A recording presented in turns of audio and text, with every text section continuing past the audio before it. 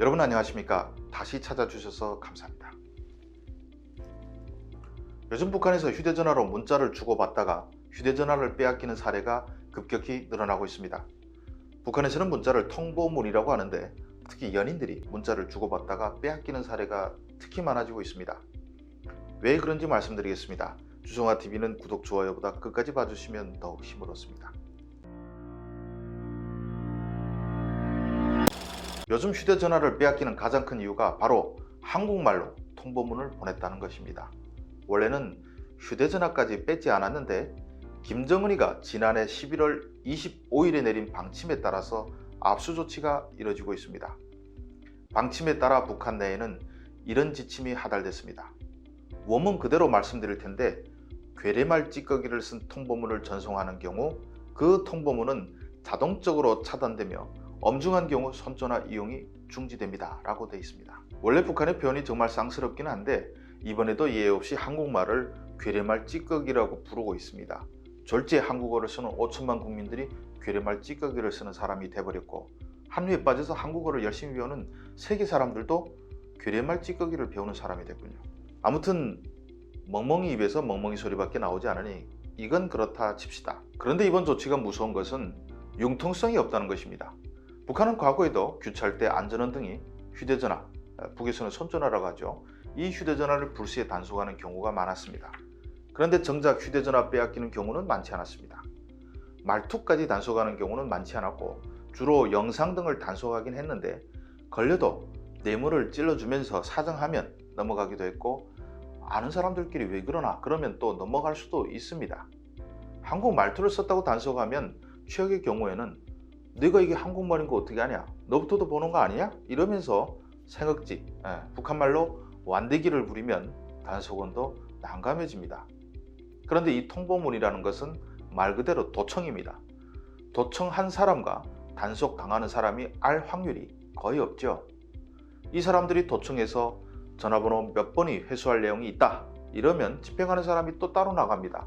그 단속원과 단속당하는 사람이 서로 알아도 봐주기 어렵습니다. 이미 보고서가 위에 올라갔기 때문입니다. 북한에 원래 한류가 엄청 퍼졌다는 것은 이젠 비밀도 아닙니다. 한국 영화 드라마 못 본 사람은 바보라고 할 정도죠. 그런데 그런 대로 참아내던 북한이 올해 사랑의 불시착이 퍼진 뒤로 갑자기 한류에 강경한 태도로 변했습니다. 아마 김정은이나 김여정이 매우 열받은 것 같습니다. 제가 6월에 유튜브를 통해서 사랑의 불시착에 북한이 난리가 났고 중앙에서 세나, 다해, 체린 뭐 이런 식의 남조선 이름을 본따 지은 이름을 개명하라는 지시가 떨어졌다고 전한 바가 있습니다. 그때부터 길거리에서 휴대전화를 갑자기 뺏어서 문자를 보기 시작했습니다. 그런데 왜 사랑이 불시착에 특히 화가 났냐? 바로 표치수 때문입니다. 표치수가 한 네가 장군님이네? 이게 북한에서 가장 핫한 유행어로 곧바로 부상했던 것이죠. 엄마가 잔소리해도 엄마가 장군님이네 하고 친구가 뭐 하자고 말해도 네가 장군님이네 이러는 거죠. 이건 김정은에 대한 패러디로밖에 받아들일 수밖에 없어 김정은이가 열받은 것입니다. 여름에도 북한 전역에서 괴뢰말 찌꺼기를 따라하는 현상을 철저히 없애고 처벌 강화한다는 강연회가 열렸는데 요즘 강연회는 동영상이랑 틀면서 하는데 이때 한류에 걸려 잡힌 청년들이 머리 깎고 체포돼서 예심받고 조사받는 과정 다 보여주면서 공포감을 주었습니다. 그것도 모자라서 급기야 문자까지 보고 처벌한다고 발표한 것입니다. 그럼 문자에서는 어떤 말이 가장 많이 걸릴까요? 자기야, 오빠야 이런 호칭입니다.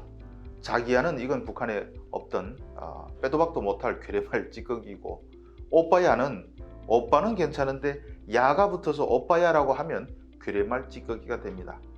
북한 청년들이 조심해서 문자를 하겠지만 손과 입에 밴 문자 습관이 갑자기 바뀌겠습니까? 그 외에 파이팅, 힘내시라요 뭐 이런 것도 다 단속 대상입니다. 한국 말투가 어제 오늘 퍼진 것도 아니고 벌써 15년 전에도 친절한 금자씨란 영화가 들어가서 너나 걱정하세요가 북한을 휩쓴 유행어가 되기도 했죠. 아무튼 지금 북한의 경제가 파탄 직전으로 몰리고 있는데 김정은이는 앉아서 괴뢰말 찌꺼기와의 전쟁을 선포했으니 참 할 일도 없습니다. 그리고 한다는 일도 가뜩이나 밉상인데 더 미운 짓만 골라 합니다. 이거 통보문 검사한다고 하면 이미 북한 사람들은 도청당하는 것을 다 알고 있기는 하지만 이번 경우를 통해서 모든 문자를 도청한다는 것을 공식 선포한 꼴이 됩니다. 문자를 다 도청한다는 것을 이렇게 공공연하게 밝히고 그게 당연한 듯 사는 세상이 있다니 정말 놀랍지 않으십니까? 이런 북한을 젊은이들이 휴대전화도 쓰고 문자로 연애도 한다면서 마치 사람이 살만한 좋은 세상처럼 둔갑시키는 김씨 왕조의 추종자들도 우리 곁에 뻗어시 있습니다. 하지만 아무리 김정은이 발광하고 추종자들이 발광해도 한류는 결국 막지 못할 겁니다. 아담과 이브가 사과를 따먹듯이 인류의 역사는 결국 인간의 호기심이 바꾼 역사입니다. 지금까지 시청해 주셔서 감사합니다.